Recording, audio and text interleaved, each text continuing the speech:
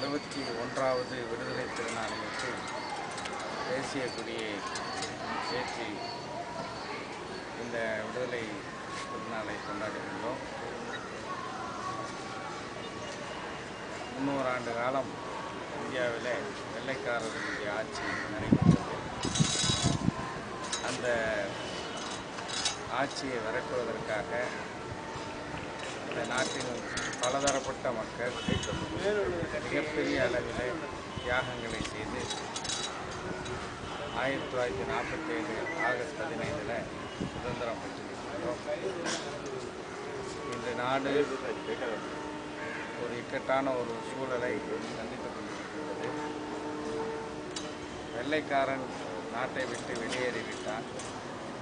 ஆனால் சில நேரங்களில் நம்முடைய ஆட்சியாளர்களுக்கு கூட வெள்ளைக்காரனுடைய சிந்தனை வந்துவிட்டது. அதன் எடுத்துக்காட்டாக தான் அமெரிக்காவுடன் ஒரு அணுசக்தி உடன்பாட்டை மேற்கொள்வதற்கு மத்தியிலே ஆட்சி செய்து கொண்டிருக்கும் அரசு முனைந்திருக்கிறது.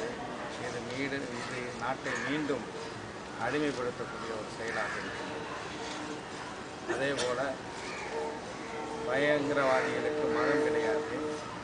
ஆனால் ஒரு சிலர் செய்யக்கூடிய பயங்கரவாத நடவடிக்கைகளுக்கு மத முத்திரை குத்தி இந்த நாட்டில் மிக அதிகமான பெரும்பான்மை சிறுபான்மை மக்களாக இருக்கக்கூடிய சிறுபான்மை மக்களில் பெரும்பான்மையாக இருக்கக்கூடிய முஸ்லீம்களை தனிமைப்படுத்தக்கூடிய ஒரு முயற்சியும் நடைபெற்று வருவது மனதிற்கு வேதனை அளிக்கக்கூடிய ஒன்றாக இருக்கிறது.